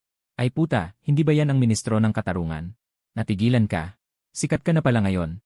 Sa oras na yon, diretso kang sinalubong ng lalaking may dreadlocks. Uy, bro. Ikaw si Lucien, tama ba?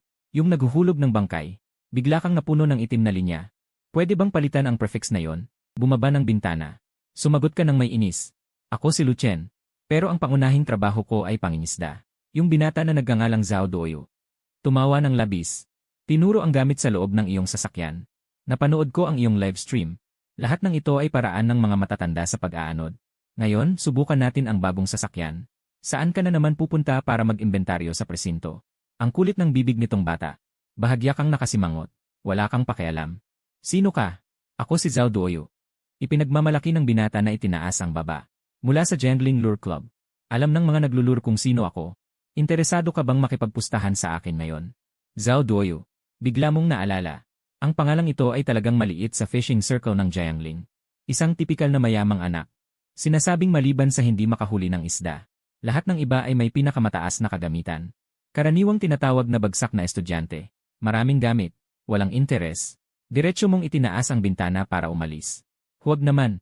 Pero sinundan ka ni Zhao Duoyu sa pamamagitan ng pagtapak sa gas. Pupunta rin ako sa Longwang Reservoir. Balita ko may lumitaw doon na meter level na mandaragat na isda. Magpustahan tayo. Kung manalo ka, ang bagong Shimano lure set sa trunk ng kotse ko, ibibigay ko sa'yo. Nagkakahalaga ng mahigit 30,000. 30,000. Agad na huminto ang iyong paa sa preno. Ang iyong fishing rod na ito ay maganda. Ngunit ang lure na ito na high class na laro. Gusto mo nang subukan. Ayaw lang bumili ng kagamitan. Kaya ibinaba mo muli ang bintana. Ano ang pusta? Simple.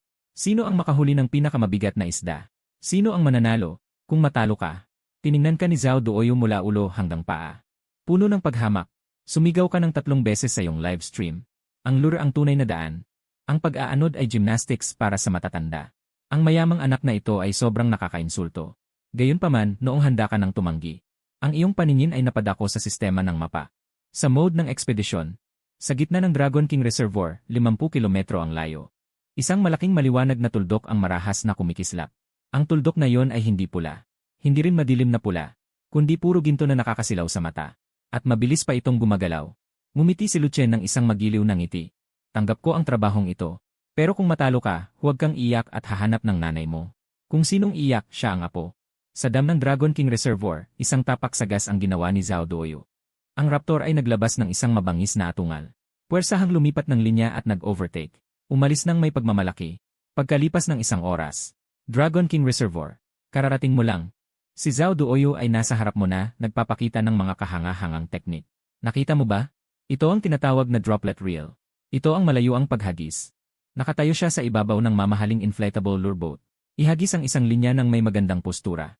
Ang peking pain ay biglang lumipad ng 50 hanggang 60 metro. Tingnan mo ang aking fish finder. Itinuro niya ang screen sa bangka na puno ng yabang. Sa ilalim nito ay puro fish school. Binabago ng teknolohiya ang buhay. At ikaw ay nakatayo lamang sa putik sa pampang. Inayos mo ang iyong fishing box. Kinuha mo ang 4.5 metrong wave dragon rod. Kumpara sa kanyang high-tech na kagamitan. Ang gamit mo ay talagang mukhang simple at mura. Sa utos ni Zhao Duoyu, nagsimula na ang laban. Hindi man umabot ng 1-0 minuto. Ang dulo ng pamingwit ni Zhao Duoyu ay biglang yumuko. Sa wakas, sumigaw siya sa tuwa. Isang maliit na mandaragat na isda na mahigit 1 kilo ay madali niyang hinila mula sa tubig. Haha, may benta na. Master Lu, kumusta ang sayo? Naglalaro ka pa ba sa putik? Ang panunukso ni Zhao Duoyu ay nagmula sa tubig. Pero hindi mo ito pinansin. Ang iyong mga mata ay nakatitig ng mabuti sa interface ng sistema.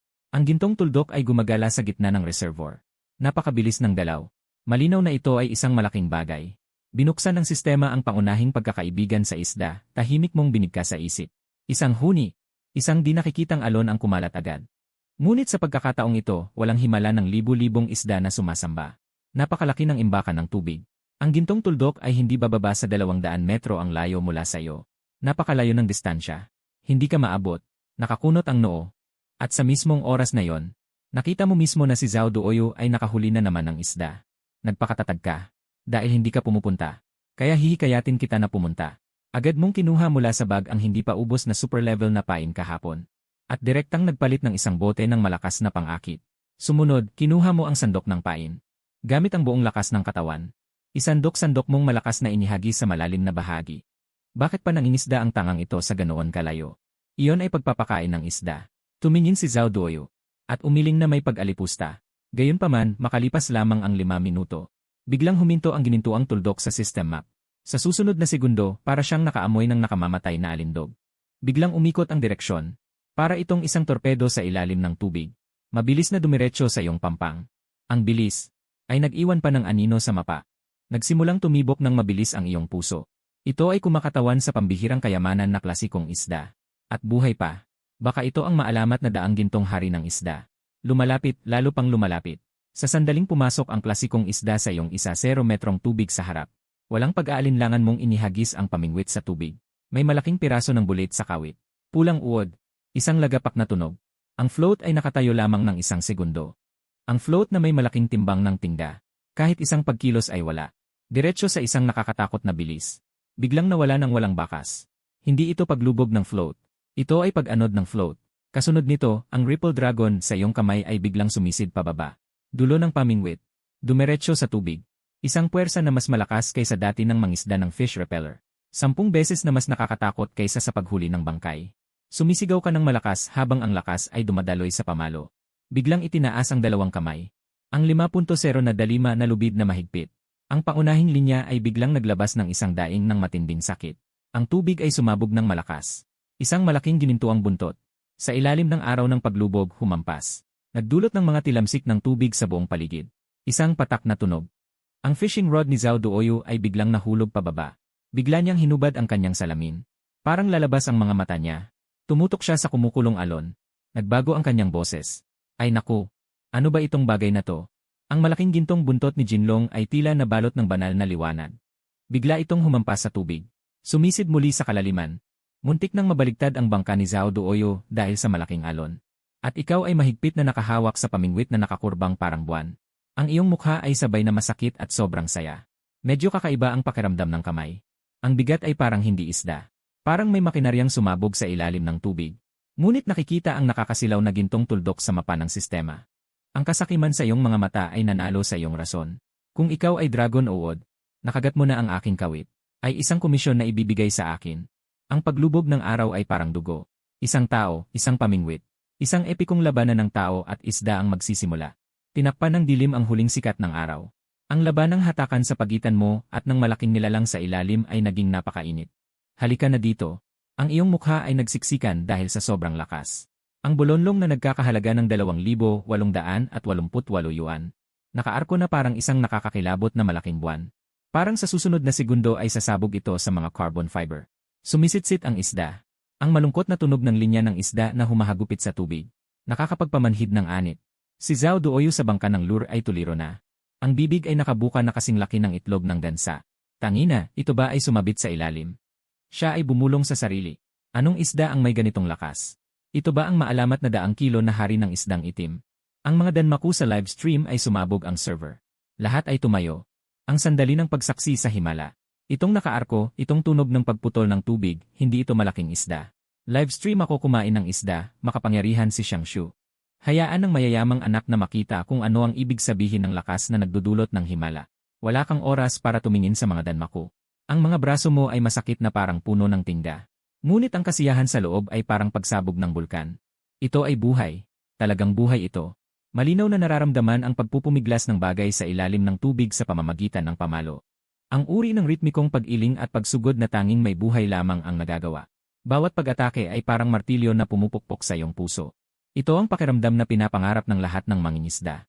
Zhao Duoyu, talo ka na talaga. Habang ginagamit mo ang figure 8 teknike upang mahirapan ang pagpigil sa lakas. Sabay-sabay kang tumatawa ng malakas. Ang isdang ito ay hindi bababa sa 50 kilo. Ang iyong maliliit na isda ay hindi sapat kahit sa kanyang ngipin. Namumutla ang mukha ni Zhao Duoyu. Ngunit sumagot siya ng isang salita. Huwag masyadong matuwa ng maaga. Napakalaki ng lakas na ito. Mag-ingat sa pagkaputol ng PC. Wala sa aking diksyonaryo ang takas na isda at putol na PC. Nakatikom ang kanyang panga. Ang kanyang mga mata ay kumikislap ng liwanag ng tiyak na tabumpay. Ang gintong tuldok sa mapa ng sistema ay papalapit ng papalapit. Lalong lumiliwanag. Ito ay talagang ang maalamat na malaking huli. Kung makakabangon ba?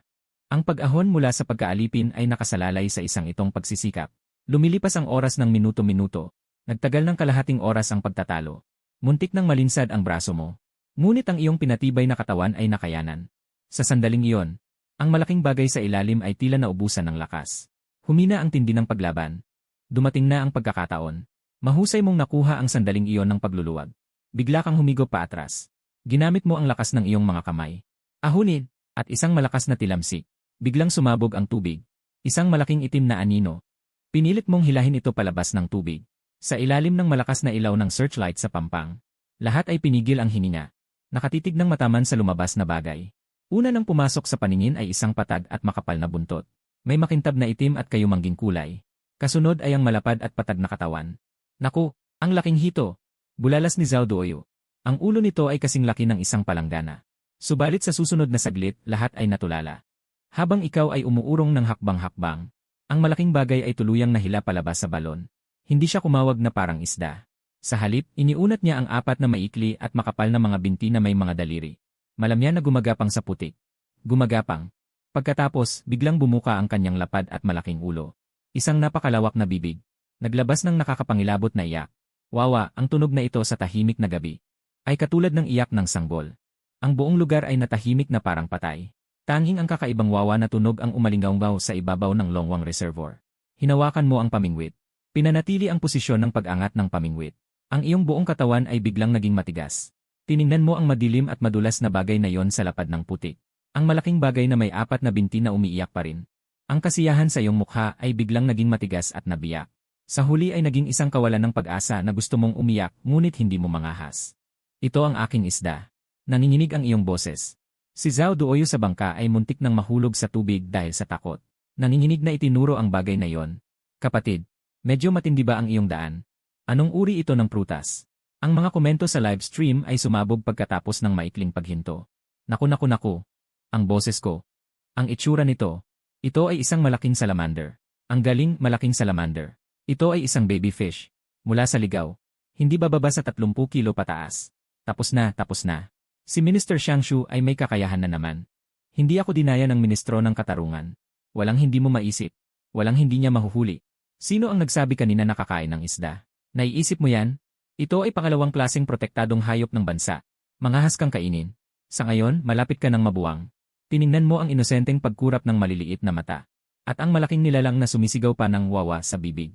Ang gintong tuldok sa mapa ng sistema ay matatag na nakapatong sa kanya. Kaya ito pala ang klasikong pambihirang nilalang. Walang problema. Ito ay talagang bihira. Mas bihira pa kaysa sa panda. Pero gusto mo talagang kumain ng isda. Gusto mo ng sabaw ng isda. Ang isdang bata sa lupa ay tila naramdaman ang iyong pagkainis. Muling sumigaw. Ang tinig ay malungkot at nasasaktan. Natakot ka at nanginig. Mabilis mong itinapon ang pamingwit sa tabi. Itinaas ang dalawang kamay sa itaas ng ulo. Sa harap ng kamera, sumigaw ka na may umiiyak na boses. Mga kapatid, sumusumpa ako. Talagang gusto ko lang manghuli ng isdang Kiaozui. Ang bagay na ito ay kumagat mismo sa kawit. Nag-insidente siya. Sa sandaling iyon, si Zhao Duoyu ay nagtulak ng bangka patungo sa dalampasigan. Pero hindi siya nangangahas bumaba ng bangka. Tanging malayong pinagmamasdan ang malaking isdang bata. Ang mga mata ay puno ng paggalang at paghanga. Lunok siya ng laway. Tuyo ang boses. Kuya Lu, sumusuko na ako. Tinatanggap ko ang pagkatalo sa pusta. Kahit na mawalan ako ng 100 kilos. Isdang Kiaozui. Sa harap ng iyong maalamat na halimaw, ito ay isang sanggol lang. Pero wala ka nang pakialam sa anumang pusta ngayon. Tiningnan mo si Zhao Duoyu na parang gusto mong umiyak ngunit walang luha. Wala nang satsat. Mabilis na mag-isip ng paraan. Paano natin ito haharapin? Muli ba akong mabilanggo? Sa iyong isipan ay biglang lumitaw. Ang mukha ni Zhang Guodong na parang nakangiti ngunit hindi. At ang pamilyar na linyang magkita ulit tayo. Hindi ito ang paghuli ng isang emperador. Talagang nahulog ito sa ilalim ng bilangguan. Sa baybay ng Dragon King Reservoir na may batong Zuchuan. Nakakapangilabot ang kapaligiran na tila nakakasakal. Sa ilalim ng maputlang sinag ng searchlight. Siya at ang malaking halimaw ay naghaharap. Siya ay nakaupo sa layong 2 metro mula sa halimaw. Ang kanyang tindig ay mapagpakumbaba parang naglilingkod sa ninuno. Gusto mong tanggalin ang kawit. Pero hindi ka maglakas loob na hawakan. Dahil ang bagay na ito ay may kahanga-hangang lakas ng kagat. Isang kagat, tiyak na mawawala ang daliri. Ang mas mahalaga ay, ito ay isang naglalakad na sentensya. Kung masaktan mo siya, kahit ibenta mo ang iyong salawal, hindi mo kayang bayaran. Ang umiiyak na babyfish ay nakadapa sa putik. Ang maikling mga paa ay paminsan-minsang kumakalkal. Ang tunog na parang iyak ng sanggol ay nagpapanginig sa iyong kalooban. Ninuno, pakiusap, tumigil ka na sa pag-iyak. Ipinatong mo ang iyong mga kamay na magkadikit. Yumuko ka sa babyfish at kung iyak ka muli. Ang pag-akit ng mga lobo ay maliit na bagay. Ang pag-akit ng pulis ay malaking kaso. Mali. Tiyak na darating ang pulis. Huminga ka ng malalim na buntong hininga. Parang sumusuko, inilabas mo ang cellphone. Pamilyar ka sa prosesong ito. Hoy, 110 ba ito? Gusto kong mag-ulat sa pulisya. Ang iyong boses ay may tunog ng pagod na pagod sa mundo. Ang boses ng operator ay matamis at kalmado. Magandang araw po. Maaari ko bang malaman kung anong emergency ang nangyari? Sa pagkakataong ito, maaari mo ba akong ikonekta sa Forestry Bureau? Tiningnan mo ang gumagapang na isda sa lupa. Isdang bilangguan. Nakahuli na naman ako ng protektadong hayop. Ngunit ang operator ay tila huminto sandali. Nakilala pa ang iyong boses. Ikaw, sige, Lulu. Ang ministro ng parusa na yon. Galing Pakiramdam mo ay nakarehistro ka na sa sistema ng pulisya. Tinakpan mo ang iyong mukha. Ako ito. Nakahuli ako sa Dragon King Reservoir. Isang malaking isda ng mga 30 gin ang timbang. Buhay at umiiyak. Medyo malusog. Pakibilisan naman po kayo dumating. Natatakot ako na baka ma-dehydrate siya. Sige po. Lu. Pakiingatan po ang pinangyarihan. Makikipag-ugnayan na kami kaagad sa mga kinaukulan. Pagkatapos ibaba ang tawag. Parang piniga ang katawan mo. Si Zhao Duoyo na nasa tabi mo ay sakalang naglakas loob na lumapit. Dahan-dahang nagbuhos ng tubig sa amphibian na parang tao. Habang ginagawa ito ay pabulong na namamangha. Boss Lu, ano kaya ang gagawin natin dito? Parang balat ng matandang puno ang balat nito. Nakatingin si Zhao Duoyo nang may pagtataka. Sa laki niyang ito. Kung iluluto kaya siya tumahimik ka. Muntikan ka nang tumalon sa takot. Tinakpan mo ang bibig niya. Gusto mong makulong, wag mo ko isama. Ako, bawat kilo ng karne niya ay katumbas ng pagkabilanggo. Kung isasaboy mo lahat yan sa kaldero habang buhay na pagkabilanggo ang katapat. Sa live chat ay nagkakagulatan na ang mga netizens sa kakatawa. Si Boss Zhao talaga isang kriminal sa labas ng batas. Ang sabaw na yan ay may titulong luha sa likod ng rehas. Ang ekspresyon ni Kapitan Zhang ay sobrang nakakatawa. Gusto kainin pero hindi magawa. Gusto itapon pero hindi rin magawa. Si Kapitan Zhang ay 5 pang segundo na lang darating sa eksena. Sino ang tinutukoy, siya rin ang dumarating, muling nagring ang iyong telepono. Ang tawag ay mula kay Zhang Guodong, ang iyong taga-garantiya.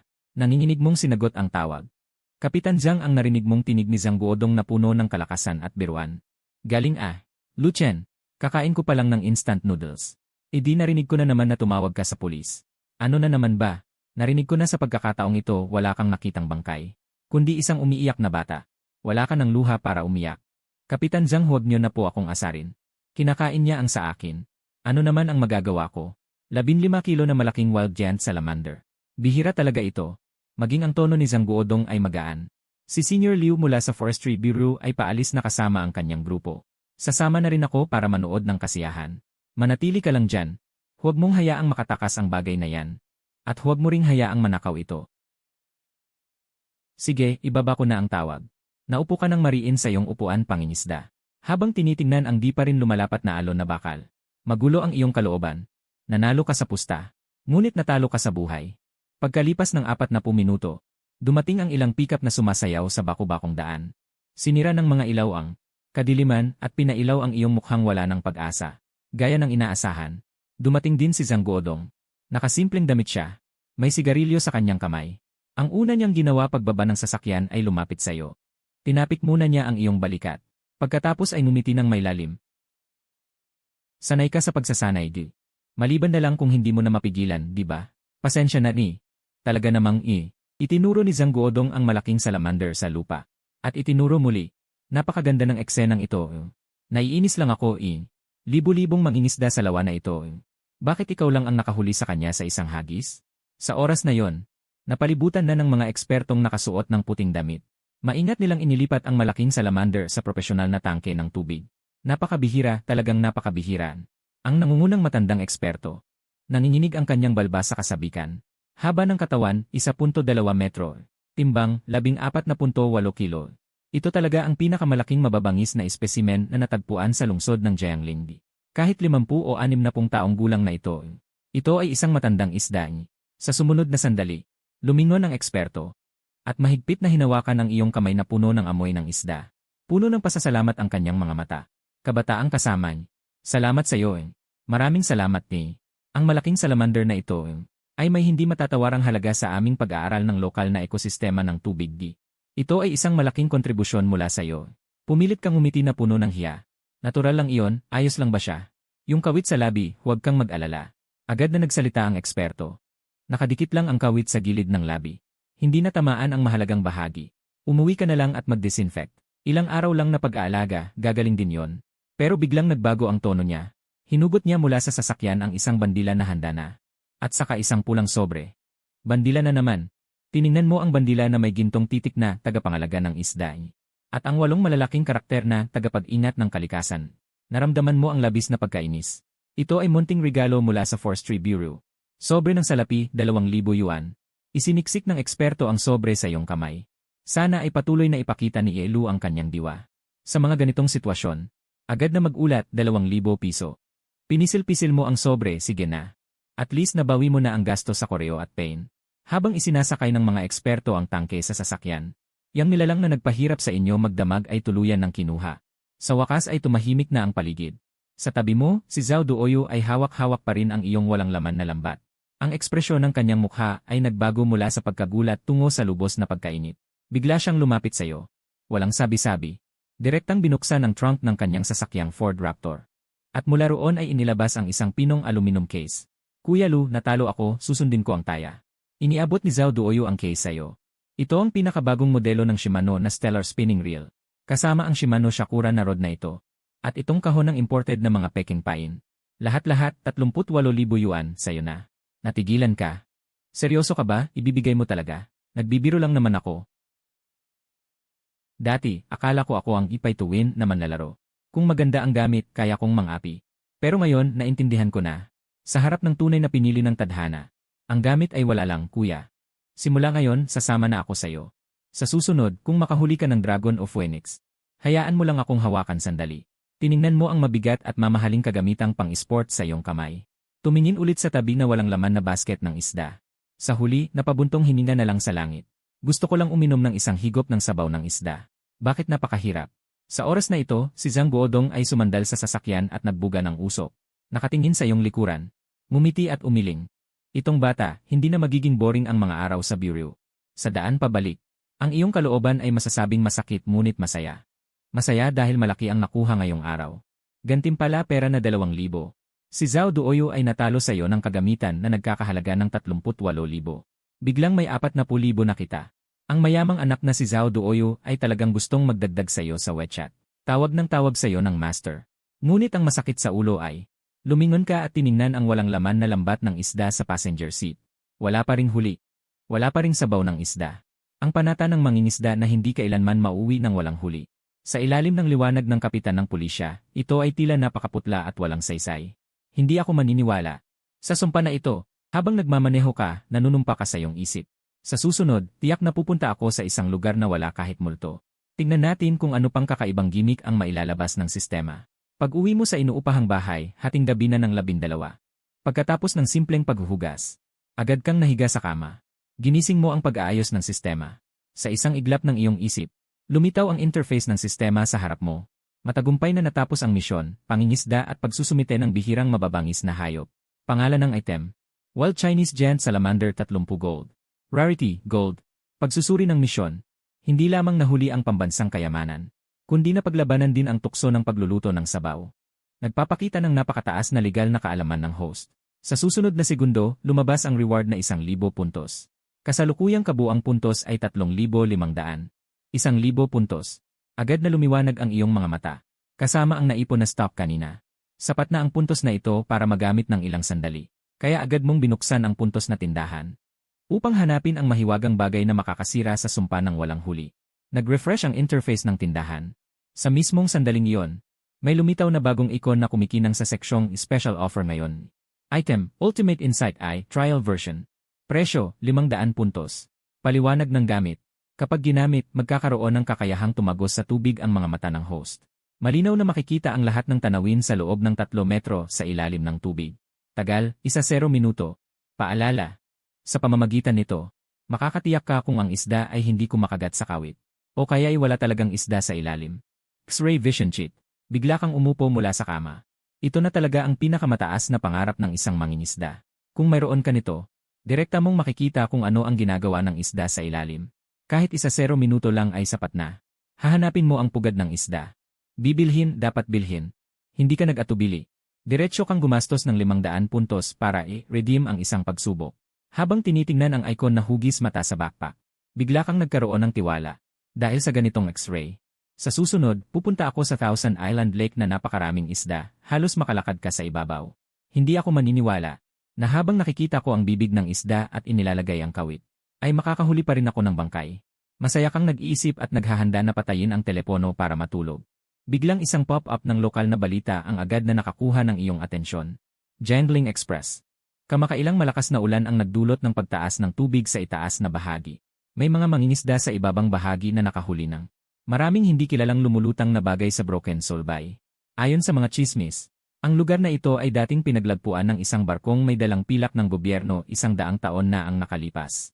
Lugar ng paglubog, Broken Soul Bay, barkong pilak ng gobyerno. Ang iyong tingin ay huminto sa linyang iyon ng ilang segundo. Ang utak mong dating inaantok ay biglang naging aktibo para itong sinaksak ng kuryente. Hindi dahil interesado ka sa kayamanan, kundi dahil bigla mong binuksan ang expedition mode ng system map. Sa mismong ilog ng Broken Soul Bay, 80 kilometro ang layo mula sa Jiangling City. Isang kumikinang na tuldok na sobrang pula, halos kulay ube na, at tila may bahid ng itim na enerhiya na tahimik na kumikislap doon. Ngunit sa tabi ng pulang tuldok na yon, ay may makakapal din na grupo ng ilang gintong tuldok. Pulang tuldok na may kasamang gintong tuldok. Anong klaseng configuration ito? Ang panganib ay kasabay ng pagkakataon. Mga bangkay na may kasamang kayamanan. Lumulok ka ng laway. Sabi ng iyong katinuan. Tiyak na malaking hukay yon. Pumunta na. Tiyak na makikipag-usap na naman ako kay Kapitan Zhang. Pero klasiko yon. At isang tumpok ng mga klasiko. Ang isang klasiko ay isang malaking salamander. Ilang puntos kaya ang halaga ng tambak na yon? Higit sa lahat. Sabi sa balita, napakalakas ng agos doon. Malalaking isda na nagkakapangkat. Bagong kakayahan sa kayamanan ng malalaking isda. Tumingin ka sa kisama at bumulong sa sarili. Kung di ba subukan ulit? Di mayroon naman akong mata ng pananaw. Sa pinakamasama tingnan muna kung ano nasa ilalim ng tubig. Kung bangkay, tatakbo ako. Kung isda mangingisda ako. Ganyan ang gagawin. Bigla kang bumangon mula sa kama. Kumuha ng isang lata ng serbesa mula sa ref. Binuksan ito nang may pumutok na tunog. Tumingin ka sa dilim sa labas ng bintana. Isang ngiting puno ng tiwala ang gumuhit sa iyong labi. Duanhon Bay di ba? Maghilamos. Hintayin mo ako. Si Lucien dala ang X-ray vision hack. Kasunod sa paikot-ikot na daan patungo sa Duanhon Bay. Isang bagong kulay kahel na tangke. Ang sasakyan ay umaalulong na parang isang naglalaro na baboy ramo. Naugong na dumadagundong sa daang graba. Ang sound system sa loob ay nagpapatugtog ng baliw. Swerte na dumating. Isang kamay mo ang humawak sa manibela. Ang kabilang kamay ay pumapalo sa hita kasabay ng ritmo. Ang saya ng pakiramdam. Ito ba ang pakiramdam ng isang off-road na sasakyan? Napakasarap. Kahit na ang konsumo ng gasolina ng sasakyang ito ay sumasakit sa puso mo. Pero sa sandaling iyon, ang sarap ng pakiramdam na durugin ang lahat. Nagpaparamdam sa iyo na sulit ang mahigit 200,000 na ginastos. Sa pangalawang driver, pagkatapos ng isang oras, ang sasakyan ay lumabas mula sa kabundukan. Isang maulap na bahagi ng tubig ang pumasok sa paningin. Lok ng mga kaluluwa, gaya ng ipinahihiwatig ng pangalan. Ang ilog dito ay may malaking U-shape na matalim na kurba. Mabilis ang agos ng tubig. Puno ng mga nakatagong bato. Sa tabing ilog na yon ay marami ng nakaparadang sasakyan. Mas masigla pa sa Pampang. Ilang dosenang tao ang may dalang metal detector. Naglakad-lakad sila sa maputik na dalampasigan na parang nagmimina. Humanap ka ng mataas na lugar. Inayos mo ang sasakyan. Isinuot mo ang gamit at mahusay na binuksan ang live stream. Pamagat. Simple at direkta. Unang pagpapakita ng bagong sasakyan ng Ministro ng Katarungan. Ekspedisyon sa Broken Soul Bay. Hamon sa antigong laro. Sa sandaling magsimula ang live stream, agad na tumaas ang kasikatan ng live streaming. Una, nag-live na ang dakilang ministro. Nagpalit ng sasakyan. Tank 300, yumaman ang streamer. Broken Soul Bay streamer. Sigurado ka bang hindi mo iniisip ang haba ng buhay mo? Balita, mas marami pang water ghost kaysa isda dito. Sa pagtingin sa mga komentong puno ng biruan, umiti ka ng mahina. Inayos mo ang kamera. Pinakita mo ang tank 300 sa likod. Mga kapatid, maniwala kayo sa agham. Tinapik mo ang hood ng sasakyan. At ibinaba mo ang boses. Nagkunwari kang misteryoso. Ngayon, talagang mangisda tayo ng seryoso. Balita, maraming malalaking isda dito. At pwede ka raw makahuli ng Yuan Dato. Biglang nagkagulo ang mga komento. Streamer. Tinatarget mo si Yuan Dato. Sa tingin ko, tinatarget mo ang Yuan Dato na biktima. Sa oras na yon, pumasok si Ginoong Zhao Duoyu sa livestream. Ginoong Zhao, Master. Pumunta ka rin sa Broken Red Bay. Nasa daan din ako, mag-iwan ka ng lugar para sa akin. Tamad mong hindi pinansin ang murang alagad na yon. Dala-dala ang gamit. Mag-isa kang pumunta sa pinakamalalim at pinakamabilis na agos na pag-ikot ng loop. Dito mismo ang lugar kung saan nag-overlap ang pulang tuldok at klasik sa mapa ng sistema. Humina ka ng malalim. Tumayo ka sa bato sa tabing ilog. Sa pagtingin sa madilaw at maulap na tubig sa ilalim ng aking mga paa. Sa susunod na segundo, binuksan ng sistema ang pinakamataas na mata ng pangunawa. Kapag nagsimula na ang countdown ng karanasan, sa isang malinaw na tunog sa loob ng aking isipan, naramdaman ko ang lamig sa aking mga mata, at agad na nagbago ang mundo sa aking paningin. Ang dating maulap na tubig na kulay dilaw na putik, ay mabilis na naging malinaw at transparent sa iyong paningin. Parang isang larawang puno ng piksel. Biglang lumipat sa isang 4K ultra high definition na paningin. Tumagos sa ibabaw ng tubig, diretsyo sa ilalim ng ilog. Diyos ko, nabulalas ka ng hindi sinasadya. Ang ilalim ng ilog na ito ay isang malaking basurahan. Mga lumang bisikleta na itinapon. Mga kalawanging bakal na kwadro. Hindi mabilang na sira-sirang lambat. At maging ang kalahating bangkay ng traktora. Anong isda ang maaaring mahuli dito? Hindi mo napigilan ang reklamo. Ngunit hindi nagtagal. Ang iyong tingin ay naakit sa pinakamalalim na bahagi ng liko ng ilog. Sa ilalim ng mga basurang pang-industriya. Sa makapal na putik. May mga hugis barya na bilog na bagay na nakakalat. Nagpapalabas ng mahinang ginintuang liwanag. Pilak na barya, tunay na pilak na barya. Ang puso mo ay mabilis na tumibok. Iyon ay tunay na ginto at pilak. Gayunpaman, nang handa ka nang makita ang posisyon ng mga pilak na barya, biglang nagyelo ang iyong tingin. Dahil napansin mo na ang mga nakakalat na pilak na barya. Karamihan ay nasa ilalim ng isang malaking bagay. Ang bagay na iyon ay hugis itlog. Mga 1 metro ang haba. Ang ibabaw ay puno ng kalawang at barnacles. Bahagyang nakabaon sa putik. Isang makapal at sirang kadena ang mahigpit na nakabalot dito. At ang pinakamakinang na mga pilak na barya ay nakasabit sa kadena. Pagkatapos, sa paningin ng sistema, ang malaking bagay na ito ay naglalabas ng nakakatakot na pulang liwanag. Isang pulang kulay na halos itim at dugo. Parang tumutulo ang dugo. Biglang umalingaw ang tunog ng sistema. Hatol ng bagay, sobrang delikado. Mataas na halaga. Napalunok ka ng malalim. Sobrang delikado. Ito ba ay ang sinaunang Zhenghe na bakal na halimaw? O isang kahon ng kayamanan na puno ng mga bitad? Ngunit kung ito ay talagang isang treasure chest, ilang kayamanan ba ang kailangan para matawag na napakataas ang halaga? Biglang sumiklab sa iyong puso ang apoy ng kasakiman. Ang matatapang ay mabubusog, ang mahihina ay magugutom. Pagtingin mo, 3 minuto na lang ang natitira sa countdown. Kailangan mong bago mawala ang iyong X-ray vision. Ihatid ng tumpak ang kawit sa tabi ng malaking bagay na yon. O direktang isabit ito sa nakapulupot na kadena na bakal. Oras na para subukan ang iyong pangunahing kasanayan. Mabilis mong pinalitan ang iyong sikat na malaking balbon na kawit. Nilagyan ng lead weight. Itinutok at inihagis ang pamingwit. Isang whoosh na tunog. Ang lead weight kasama ang PC ay gumuhit ng parabola.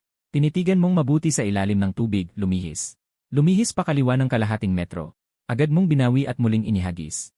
Sa pagkakataong ito, ang lead weight ay tumpak na nahulog sa itaas ng malaking bagay.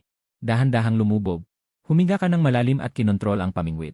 Hayaang ang anchor hook ay dahan-dahang lumapit sa kadena na may pilak na bar. Malapit na, mas malapit pa. Sa sandaling ang dulo ng balbon na kawit ay humawak sa kadena. Tapos na ang oras ng karanasan. Ang mundo sa iyong paningin ay biglang naging malabo. Parang biglang naging pixelated ang 4D quality. Nagdulot sa iyo ng pagkahilo. Ngunit wala kang pakialam ang iyong pulso. Biglang kumibot. Naramdaman mo ang bigat sa iyong kamay. Iyon ang pakiramdam ng metal na mahigpit na kumakagat. Nakabit na, sobrang saya. Hinawakan mo ang pamingwit gamit ang 2 kamay at mariing itinaas. Ngunit hindi ito gumagalaw kahit kaunti. Parang nakabit ka sa mismong mundo, napakabigat. Natulala ka sa lugar. Napakatatag naman ito. Ang mga manonood sa livestream ay nakita ang kakaibang posisyon mo. Nag-umpisa na namang dumami ang mga komento.